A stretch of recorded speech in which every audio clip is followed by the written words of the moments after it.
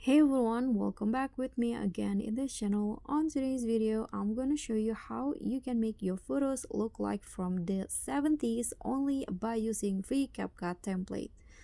So here, what you need to do is open the CapCut apps, then go to the template tab, and then type in the keyword AI 9070. Okay, click on enter.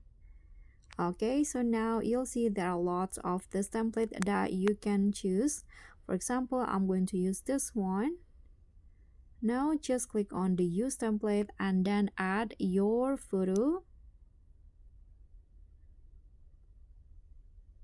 Oops.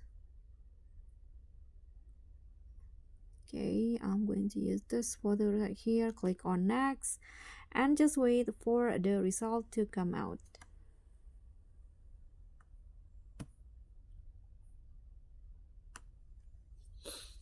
Okay, so now it's done and let's see the result.